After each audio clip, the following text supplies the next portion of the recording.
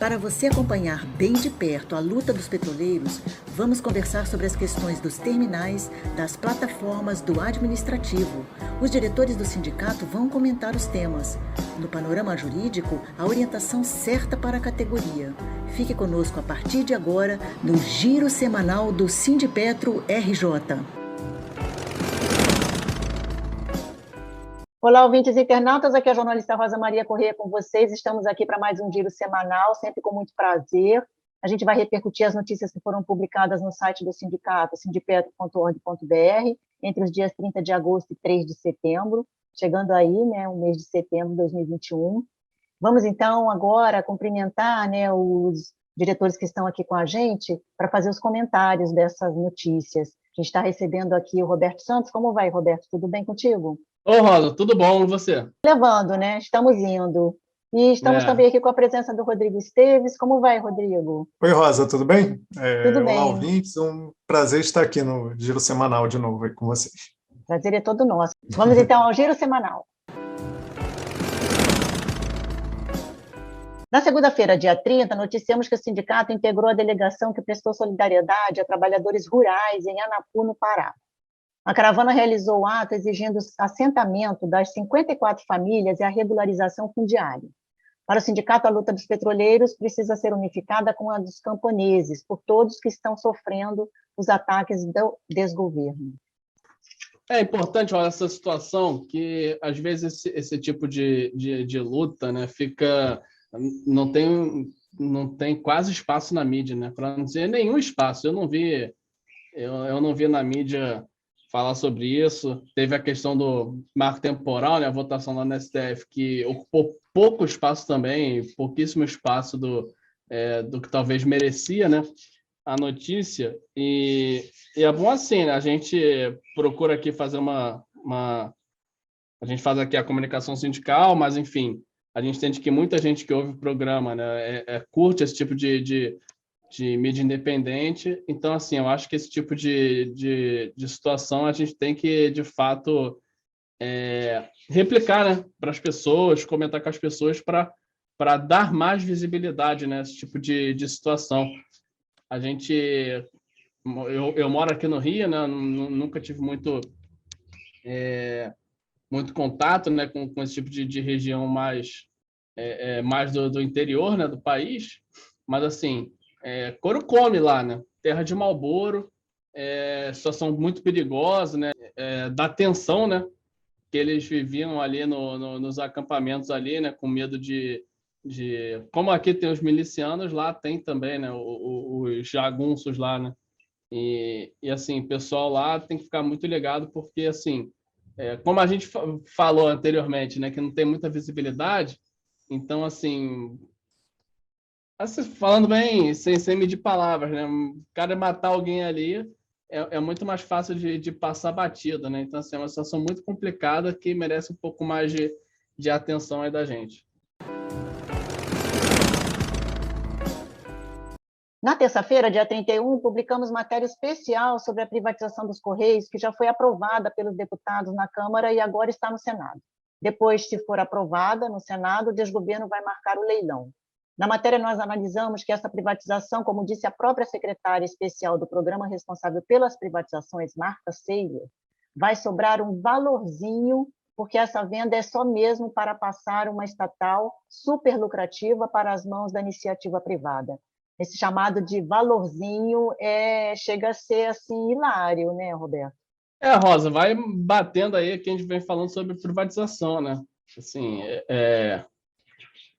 é difícil a gente falar o que as outras pessoas pensam, Mas eu fico na minha cabeça que os caras não pensam que privatizar é realmente, não, eu quero o melhor do país, eu vou privatizar tudo, Eu acho que talvez são poucos os que pensam assim, O que a gente vê na maioria das vezes é que as privatizações ocorrem porque tem algum interesse por trás, A gente falou aí, do caso da VTC-Log.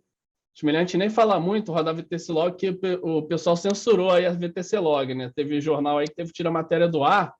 Então, não vamos falar muito não, que daqui a pouco vão tirar o giro também do ar. No dia 31, também noticiamos que o sindicato está cobrando da Petrobras o adiamento do retorno ao trabalho presencial. A empresa está na contramão de grandes empresas internacionais que já reviram a decisão do retorno e reprogramaram a data para janeiro de 2022. Com a variante Delta em ascensão no mundo todo, no Brasil, que tanto flexibilizou os protocolos da prevenção, o Rio de Janeiro, por exemplo, já está com quase 100% dos leitos de UTI ocupados na capital. Rodrigo. Então, Rosa, o avanço, né, da vacinação por si só não é suficiente, né, para garantir o retorno seguro ao trabalho, né? A empresa tem usado esse argumento, né, como principal motivador, né, do retorno, né? E como todos nós sabemos, né, a vacina não evita a contaminação, né? E o núcleo familiar do empregado, né, acaba ficando mais exposto também, né, se este não estiver com o esquema vacinal completo, né. A previsão aí dos estados e municípios é que até o fim do ano, né, todas as faixas etárias autorizadas pela Anvisa, né, a partir dos 12 anos de idade, elas sejam vacinadas. Aliado a isso, né, a gente também está em um crescente aumento de contaminação pela variante Delta, né, que, segundo especialistas, aí, possui a capacidade de disseminação 6 vezes maior, né, que as outras variantes, né? Então, a gente não sabe ainda ao certo também a eficiência da imunização, principalmente naqueles que também estão vacinados há mais de 5 meses, por exemplo, né? Estão organizando campanhas aí com doses de reforço, né? E essa também é uma outra preocupação, né? Quem convive com pessoas idosas, né? Como vai ser, né? Um outro agravante também é que o Rio de Janeiro tem sido o epicentro, né, da Delta, né? E isso tem sido bem preocupante, né? E o que a gente vê agora é um resultado do crescente aumento de casos, né? Só que a gente vê a diminuição no número de mortes, mas um aumento no número de casos, né? Então, isso vai ser refletido um pouco mais à frente, né? Infelizmente, né? Então, assim, considerar a situação atual não pode servir de referência para um retorno seguro. E voltando à questão aí do nosso retorno presencial, fato é que estamos em teletrabalho desde o início da pandemia, né? Então, já são 18 meses atuando nessa forma de trabalho e sem prejuízo nas entregas, né? Isso de acordo com a própria empresa, né? Não seria mais prudente pensar no retorno a partir de janeiro do ano que vem, né? Até lá está previsto, né? Acho que todas as faixas etárias, né, já vão estar vacinadas, né, com as 2 doses, né? Eu acho que dá para ter um panorama mais preciso aí das consequências da variante Delta, né? Mas assim, claro que em janeiro também continua sendo uma previsão, né? Nós não podemos deixar de seguir as recomendações das autoridades sanitárias, né, da Fiocruz, da OMS, né, para um retorno seguro. Mas, assim, acho que o que podemos afirmar é que esse retorno gradual a partir de outubro é um grande equívoco da empresa, né? E isso pode custar aí, infelizmente, as nossas vidas e a dos nossos familiares, né? E, assim, além de tudo isso que eu já falei, tem uma outra questão, né, que eu acho que se faz obrigatório que a empresa disponibilize e permita somente a utilização e circulação de pessoas, nas dependências internas com as máscaras padrão PFF2 N95, né? Outros tipos de máscara não certificados ou de tecido, elas não apresentam a segurança tão eficaz para ambientes fechados, né? E, pelo jeito, até agora não existe a informação de que esse item de segurança está, né, ou será disponibilizado pela Petrobras para a força de trabalho, né? E, como você falou, aí, outras grandes empresas estão adiando esse retorno para janeiro e poupando seus empregados, né? Por que a Petrobras precisa agir diferente, né, e expor ao risco aqueles que ela diz tanto valorizar, né? Esperamos, então, que a Petrobras reconsidere essa determinação, né? Nós, do sindicato, continuaremos pressionando a empresa, né, para que haja com segurança e bom senso, né, e que essa data seja reconsiderada, né? Isso é um esforço pela vida, né? Estamos em defesa da vida, nada mais que isso, né, Rosa? Então, esperamos que fique aí o recado para a direção e que haja uma reformulação dessa data, né? Caso contrário, né, nós vamos tentar entrar aí com outras medidas. Aproveitando, a gente tem aqui uma outra notícia dessa semana, né, sobre o teletrabalho, que é com relação à decisão judicial de primeira instância, que tornou nulo, né, o item do termo que desobriga a empresa do custeio de pacote de dados, energia, entre outros. Né? Então, o sindicato reviu a orientação com relação ao teletrabalho emergencial, e ele está, né, orientando para que os trabalhadores façam o clique, solicitando o valor de R$ 1.000 e continuem na luta junto com o sindicato para a garantia dos termos justos para o teletrabalho na pandemia, né, Roberto Santos? Exatamente. É bom, a gente divulgou bastante isso daí. O pessoal que é mais ligado aí, o pessoal do ADM aí, até trouxe esse assunto para a direção, né, de forma até com certa urgência, né, viu que a questão estava sendo muito debatida aí entre os trabalhadores, e aí a gente fez uma força-tarefa aí e decidiu seguir por esse encaminhamento, né, assim. É importante afirmar, a gente teve a primeira vitória aí, né, mas é aquilo, né, primeira instância, vão ter recursos aí, e a Petrobras, ela, historicamente, ela recorre até onde dá.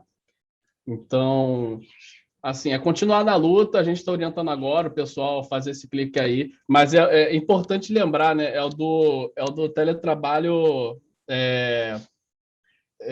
da pandemia, né? É o emergencial, né? É emergencial isso, porque o permanente a gente está orientando ainda a não assinar, Sim. então é o emergencial, faz lá o clique, pega a grana e aí a gente vai vendo aí o que vai fazer, né?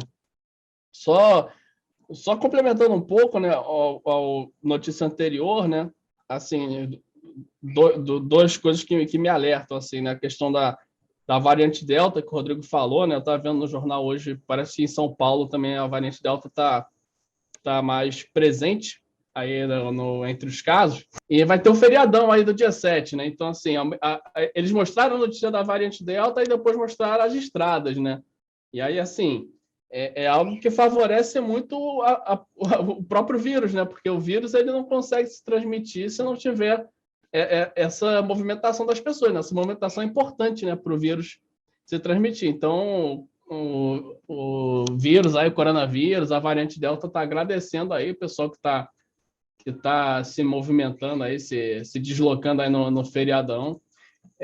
Falando meio assim irônico, mas é preocupante, né? Ver como os números daqui a 2 semanas podem estar, né? É sempre assim, né? O que a gente faz hoje, a gente vê daqui a 2 semanas. E outro ponto que eu queria ressaltar em relação ao teletrabalho é isso, né? Assim, a Petrobras quer voltar, está falando que quer voltar, a gente está tentando negociar, mas quando chegar ao ponto que acabar a via negocial, eu acho que a gente tem que partir para a mobilização, entendeu? Eu acho que nada mais do que justo a gente brigar pelo direito de sobreviver. Eu acho que é o direito fundamental aí que a gente tem. Então, seria algo a gente se pensar, entendeu? Fazer uma greve aí para tentar barrar esse retorno aí.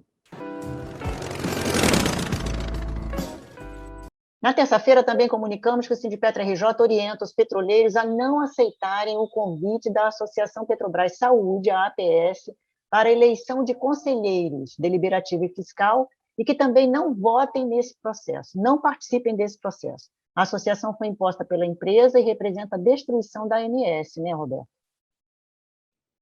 Rosa, é importante a gente não legitimar, né? A gente não fazer nada que possa legitimar a criação dessa APS aí, que é outra coisa que a gente já vem denunciando aí. Não existe necessidade nenhuma, né, da criação da APS. A própria Petrobras ela poderia usar o seu corpo de trabalhadores, vamos dizer assim, para gerir a MS, mas ela está querendo, né, criar essa APS aí, que vai ter estrutura própria, vai ter tudo próprio, e pode ter seus cabides de emprego próprios, pode ter os seus conchavos próprios, pode ter a indicação própria do Ricardo Barros. Será que o Ricardo Barros não quer indicar alguém no conselho de administração? Quer dizer, eu vou falar muito não, que daqui a pouco vem processo aí, Rosa. Vamos deixar quieto. Não vai dar ideia também não, né? É isso mesmo, Roberto.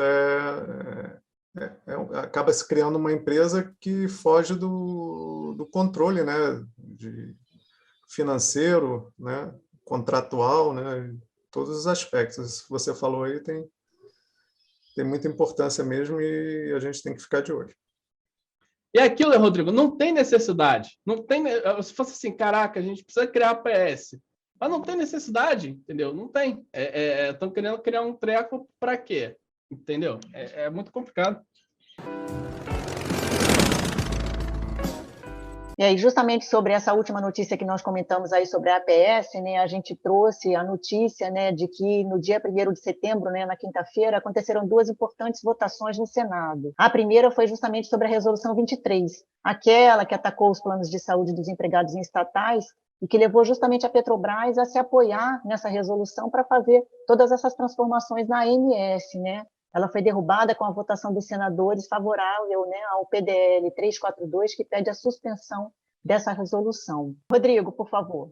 Então, Rosa, como a gente falou ainda há pouco aí, o Roberto também comentou, né, sobre qual a motivação, né, de se criar a APS, né? Então, enfim, assim, o importante é que a suspensão, né, dos efeitos dessa resolução, né, ela dá um pouco de oxigênio, né, para a categoria, né, e também para a manutenção, né, da autogestão dos planos de saúde das estatais, né? Assim, ao meu ver, né, eu enxergo 2 principais pontos, né, a todos esses ataques que a AMS vem sofrendo, inclusive esse da Resolução 23, né? Assim, claramente tem como objetivo, né, tornar os planos de saúde das estatais atraentes para empresários, né, que buscam administrá-los, né? E se configurando assim num claro favorecimento para um determinado grupo, né? Assim, é claro que ninguém assume a gestão de negócio por caridade, né? Existe sim um interesse econômico, né? De uma certa forma é um negócio bem atraente, né? Porque se a gente pensar bem, né, é um tipo de empresa que não depende muito de marketing para manter a sua clientela, né? Ela já existe uma carteira determinada de usuários, né, e que se mantém, né, enquanto houver o vínculo empregatício, né? Ou até mesmo depois, durante a aposentadoria, né? Então, qual empresa de saúde não gostaria de clientes assim, fidelizados, né? Sem precisar de altos investimentos em marketing, né? Então, se tornou um negócio bem atraente, né? E a minha segunda análise que eu faço é dessa tentativa de entrega está relacionada à desvinculação de mais um passivo, né, que gera despesas para a empresa, né, com o intuito de tornar a Petrobras ou parte dela mais atrativa para uma futura privatização, né? Uma vez que é menos um compromisso com os trabalhadores, né? E assim, e até mesmo olhando por um outro viés, além disso, tem também aquele movimento que serve para a otimização dos lucros dos acionistas, né? Uma já conhecida prática, né? Não só na MS, né? Tudo que tem ocorrido ultimamente na empresa, né, tem sido essa prioridade, né? Agradar os investidores, né? Então, assim, no final da história, quem acaba perdendo com isso, né? Somos nós, os trabalhadores, né? Porque são pequenos e discretos reajustes, né, que a gente só vai perceber no final do mês, quando chega o contra-cheque, né? Quantos empregados não tiveram os salários afetados por essas novas regras, né? Então, o fato é que, se não podemos chamar de vitória essa suspensão, podemos dizer que já foi meio caminho andado, né? Nosso objetivo agora é voltar para, no mínimo, os percentuais anteriores, né? Nada justifica essa diferença aí tão brutal, né, e desmedida, né?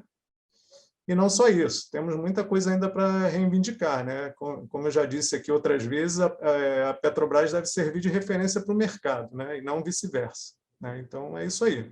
Parabéns para todos nós por essa conquista e vamos à luta aí, porque sem ela não há vitória.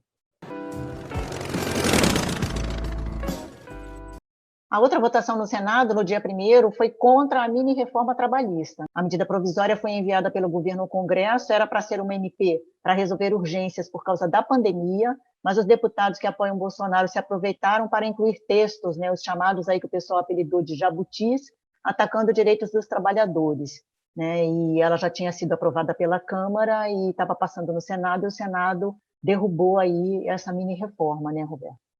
Rosa, assim... muita cara de pau desses caras, né? Assim, passar a boiada mesmo no meio da pandemia, né? Olha, para tu ter ideia, a original, né, que já não era boa, né, mas original tinha 25 artigos, eles incluíram, ela ficou no total com 68. Não, e essa questão dos jabutis é engraçado, Eu estava vendo até aquele programa do Greg News, que ele estava falando sobre a Eletrobras, que aí fizeram aquela MP lá da Petrobras. MP foi. Acho que foi uma MP lá da privatização da Eletrobras. E aí, o que acontece? Os caras fizeram uma emenda lá, um parágrafo, que aí o parágrafo tinha tipo assim, o parágrafo tinha 4, 5 páginas, entendeu? Então os caras. E aí eles botaram tudo parágrafo, ali. né? Um parágrafo. Parágrafo de 5 páginas. Porque ali os caras fizeram a jogada justamente para não ter o veto, entendeu? Porque se o cara divide, né, por exemplo, se eu tenho para falar de um assunto, eu vou falar da planta, da batata frita e do espanador. Eu falo no parágrafo 1 da planta, da batata frita, 3 do espanador. Aí se o cara quiser vetar o espanador, ele veta só um, ele pode fazer isso. Agora, se eu botar tudo junto, ele não consegue vetar só o espanador. Então, é uma jogada que até esse negócio de jabuti, né? O pessoal tá falando muito na CPI, eu acho engraçado.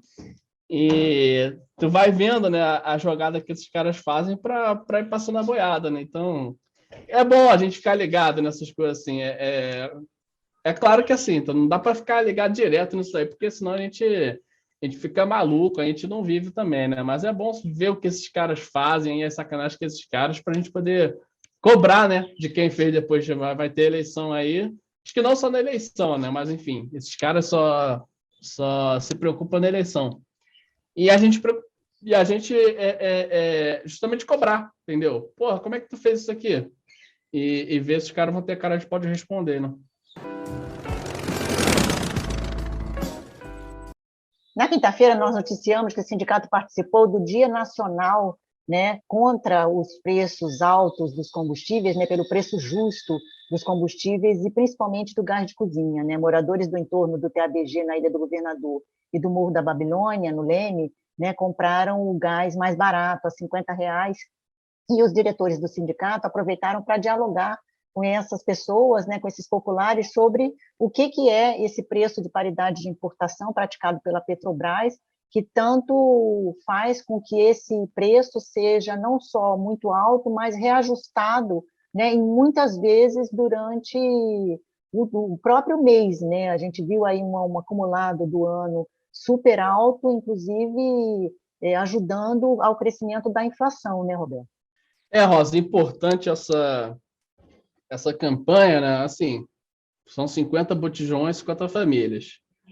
Pô, são 50 pessoas que a gente está tirando um pouco do sufoco. Eu acho que isso é relevante. Se fosse uma pessoa tirando do sufoco, eu acho que também seria relevante. Eu acho que não é o papel do sindicato fazer isso, não é o papel do sindicato essa questão assistencialista, mas, enfim, eu acho que é relevante também. Eu acho que para a pessoa ali que está saindo do sufoco ali, já vale a pena. Mas, enfim, essa medida é boa, porque justamente assim, é um tema complicado, entendeu? A gente falou, eu falei agora do jabuti, né, que é um negócio que até para mim, eu falei aqui, mas é complicado assim de explicar, não domino completamente a matéria, não são os troços complicados mesmo. PPI é outra coisa que é complicada, né? E assim, para a gente chegar na população, é difícil. Eu lembro até que a gente fez um programa que eu não vou lembrar qual, mas com o Gabriel Carquejo, o diretor aqui do Sindicato também, que ele explicou legal nessa questão do PPI e o porquê que a Petrobras pratica isso, né? Não é algo tão simples assim, mas é bom a gente mostrar para a população como que ela é afetada. E aí como é que ela é afetada, eu acho que é simples de mostrar. Em vez de você pagar 100, 105 reais no botijão, você está pagando 50.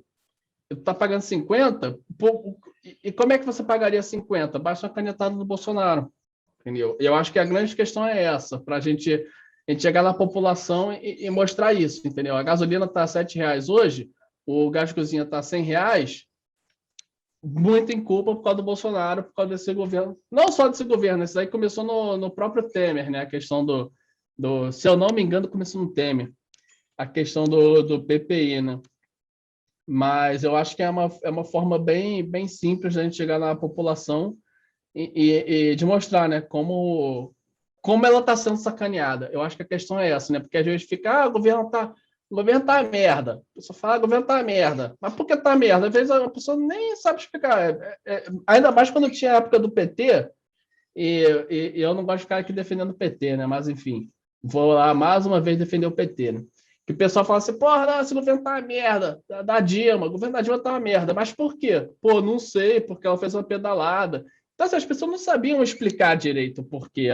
As pessoas estavam sendo induzidas a achar que o governo ali estava ruim e iam na onda. Eu acho que com essa ação que a gente faz, a gente mostra de uma maneira bem simples, né? Por que o governo está ruim para a população? E assim, e aí são duas coisas que ficam bem claras, né? O preço da gasolina e o preço do gás. E desconstruir também, né, Roberto, essa ideia que estão querendo passar que a culpa é do ICMS alto, né, que são os estados, os responsáveis, os estados e os municípios. A culpa nunca é nunca é do presidente, Rodrigo, nunca é. Não, não. Lembrar que em governos anteriores os percentuais de ICMS eram os mesmos, né? Então, quer dizer, o problema não está aí, né? Quando a gente pega o Rio de Janeiro, que tem um ICMS maior para combustível do que outros estados também, mas a diferença entre eles assim é no máximo de 14 pontos, né? A gente vai tirar o quê? 10% do ICMS? Zerar não pode, né? Porque o estado precisa desses subsídios, né? 10%. A gasolina a quase R$ 7 vai chegar o quê? A 6,30, R$ 6? Que tanta diferença vai fazer? Nenhuma, né? Quando a gente tinha uma gasolina aí a 3,70, né? R$ 4 no máximo. Então, esse discurso também é bem falacioso, né? Tentando esconder realmente o verdadeiro causador, né? Que é a paridade internacional aí. Enquanto não acabar com isso, infelizmente, nós vamos ficar sujeitos a essas oscilações, né? Na sexta-feira, dia 3, o sindicato publicou vídeo sobre o turno de 12 horas, gravado pelo diretor Igor Mendes, com apresentação detalhada, explicando os motivos das críticas à minuta 12 horas e a lógica para identificar se as tabelas anteriores de 8 horas geraram passivos trabalhistas. Na minuta que a hierarquia da Petrobras apresentou aos trabalhadores, né, eles teriam que abrir mão desses passivos, né, Roberto? Rosa, a gente comentou isso, se não me engano, semana passada, né? Eu tinha falado que a gente mandou um ofício, que não tinha vindo resposta, e ainda não veio resposta não, Rosa. Bom, vamos ver se no próximo giro vai ter. Mas eu acredito que não, e infelizmente, né, essa é a maneira, é o modus operandi, como diz o outro aí, da Petrobras agir, né? A Petrobras negociar, né? Que é simplesmente ignorar o sindicato, ignorar a gente e fazer o que ela acha que deve fazer. Por isso que eu acho que tem que ter luta. E aí, o vídeo é bem legal, porque o pessoal tem muita dúvida, né? Porque antigamente as tabelas eram de 8 horas, né, do turno, a maioria dos lugares. E assim, o pessoal tem dúvida, pô, mas a tabela que eu trabalhava gerava passivo, não gerava? E ali o Igor, né, diretor aqui do Sindicato, nosso colega também que fez o vídeo, sabe, ele destrinchou muito bem ali a questão, ele abriu o exemplo de tabela, mostrou aonde gera o passivo, que ponto da tabela gera o passivo, né? E aí fica muito fácil para o trabalhador pegar a tabela antiga, né, na qual era a escala dele, e ver se realmente tem o passivo, né? E é importante, hoje o pessoal fez a primeira, quer dizer, não sei se foi a primeira, mas, enfim, rolou uma assembleia hoje com o pessoal da UTE. Lá na UTE tem passivo, e aí foi explicado isso daí, né? Foi esclarecido isso daí, então o pessoal teve uma outra...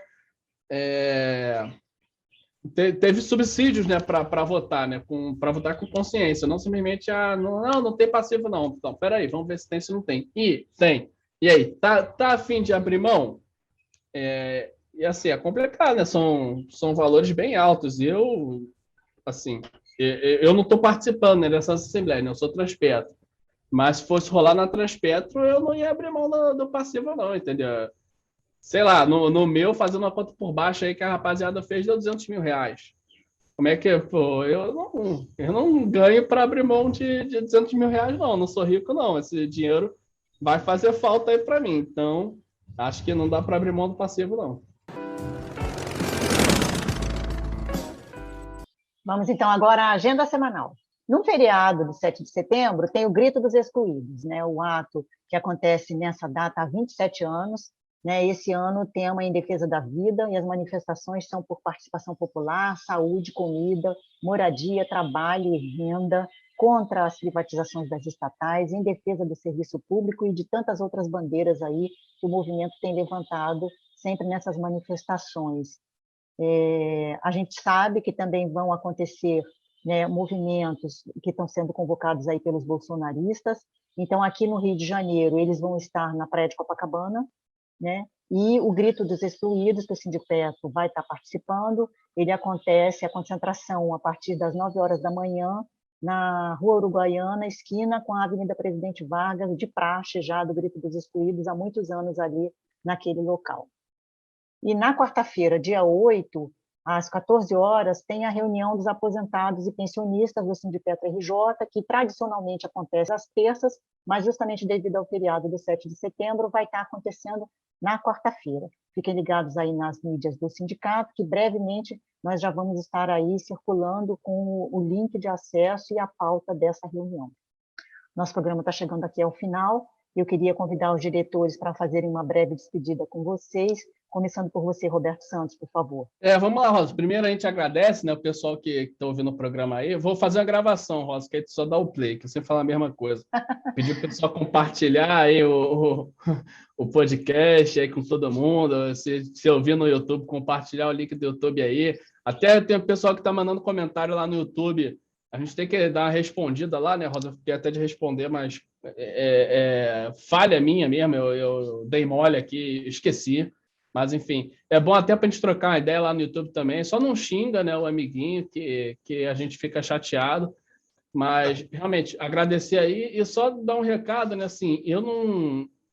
Apesar do Sindipeto estar participando desses atos, né, do dia 7, eu, particularmente, eu não venho participando de nenhum ato, né, durante a pandemia, né? Eu ainda acho muito arriscado, acho que a gente podia partir para uma greve, né, em vez de um ato. Mas, enfim, opinião minha.